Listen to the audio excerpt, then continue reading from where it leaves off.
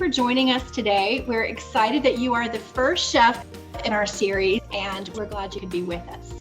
So let's get started and hear a little bit about you. When did you know that you wanted to become a chef?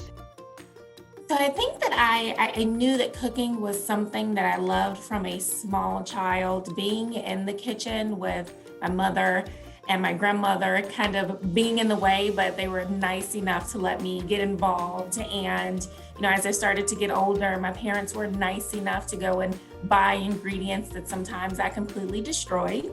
But my cooking actually started to get a whole lot better as a young child. I think I cooked my first Thanksgiving dinner at 9 years old. And when it got to the point that I needed to decide where I wanted to go to college or what I wanted to go to college for, there was nothing that I could think of that I loved more than cooking. So it just really made sense. What inspires your culinary creativity in your kitchen on the job versus your kitchen at home? I think at work, I am more inspired by industry trends and what other restaurants are doing. We do a lot of dine-arounds and everything just to get inspiration from what other chefs, other restaurants are doing. I think in my personal kitchen, a lot of inspiration is drawn from my love for ethnic cuisine and travel. So I choose my vacations based on what kind of food they have. And I always come back cooking for like the next 2 weeks, the things that I've tried in other countries. Do you have a favorite dish you like to prepare? I think my favorite thing to cook is really I love Cajun Creole cuisine, and just a good pot of gumbo is something that I really enjoy. Just getting that perfect balance of flavor and spice, and it's so satisfying. I mean, the eating and the cooking.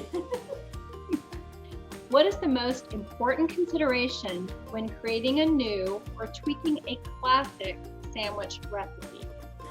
Sticking to things that are really familiar. What I've found in my career is how much people really like things that they've grown up with that are really familiar. But what you really want to do to make it stand out is take one or two ingredients and change it to something that is not quite the standard. So for example, we recently in McAlister's did a chicken BLT with avocado, which is something that we've done previously. But this run, we did a peppered bacon, and we changed the spread to an avocado ranch. So it still very much resembles the sandwich that sold very well for us. But now we are testing it with those tweaks. It's still doing very well, but it still gives you something fresh and interesting to look forward to. What do people typically get wrong when they're making their own sandwich? You should never be afraid to get some good toast on your bread. And texture. I don't think people realize how much texture matters. So you'll get that from a good toasted bread, but also adding something like a crispy onion or fried pepper, or even we've done potato chips on our sandwiches. It's just adds to the experience. It's not just a soft sandwich. It has so much more character when you do something. Courtney, thank you again for joining us today on our first installment of Chef Corner. And we appreciate very much you offering your food for thought. Thank you so much.